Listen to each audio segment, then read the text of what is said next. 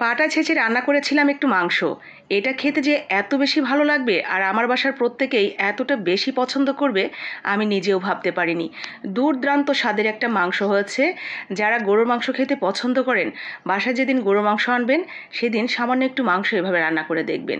এত বেশি নরম সফট হয়েছে আর মাশাল্লাহ এটার ঘ্রাণ একেবারে পুরো বাড়ি মোমো করছিল। তো আমি খুব বেশি মাংস কিন্তু এখানে নেইনি, হাফ কেজির থেকে একটু বেশি হতে পারে কিংবা হাফ কেজিও হতে পারে।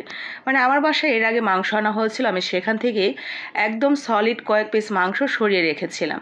তো সেই মাংসগুলো আমি ভালো করে ধুয়ে সামান্য একটু ছেঁচা দিয়ে নিচ্ছি। দেখেন আমি কিন্তু খুব বেশি একেবারে ছেঁচে ছাড়িয়ে ফেলেনি মাংসগুলো, হালকা একটু ছেঁচা দিয়ে জয়েন্টটা ঠিকই আছে, বাট মাংসের যে ভেতরের আঁশাশগুলো সেইটা একটু এবড়ো থেবড়ো করে দিয়েছি। ব্যাস সবগুলো একইভাবে আমি রেডি করে নিয়েছি। এই তো এখন আমরা মশলাটা রেডি করব। মশলার জন্য আদা রসুন আর তার সাথে আমি খুব ছোট ছোট 2 টুকরা নিয়েছি জয়ত্রী। এই জয়ত্রীটার কারণে মাংসের টেস্ট কিন্তু আপনার অনেক বেশি পার্থক্য হবে, তবে খুব বেশি দেওয়া যাবে না, খুবই অল্প পরিমাণে ছোট ছোট 2 টুকরা, আর সাথে একটু জিরা দিয়ে একটু পানি দিয়ে আমি মশলাটা রেডি করে নিচ্ছি। মশলাটার সাথে সাথে বেটেই রান্না করার চেষ্টা করবেন, এতে করে দারুণ একটা স্বাদ হয়।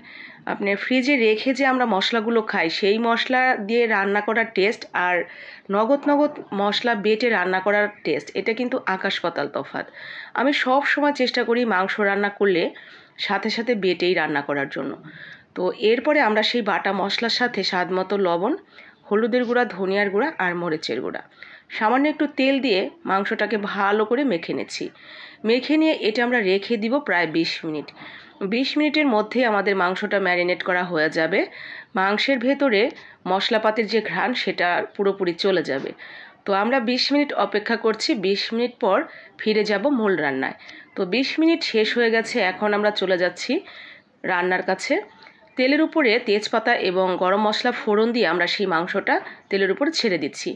আমি কিন্তু তেলের উপরে প্রথমেই পেঁয়াজ, মরিচ বা অন্য কোনো কিছু দেইনি, সরাসরি তেলের মধ্যে আমি মাংসটাই ছেড়ে দিয়েছি। এখন এই মাংসটা আমি তেলের উপরে প্রায় 10 থেকে 15 মিনিট অল্প আঁচে এভাবেই রান্না করব। অল্প আঁচে এভাবে রান্না করতে করতে মাংস থেকে কিছুটা পানি বের হয়ে আসবে। ঠিক তখন আমরা দিয়ে দিব কয়েকটা আলু। যারা আলু খেতে পছন্দ করেন, আমার বাসার প্রত্যেকেই মাংস রান্না করলে শুধু আলু খুঁজে, যার কারণে আমি কয়েকটা আলু দিয়েছি।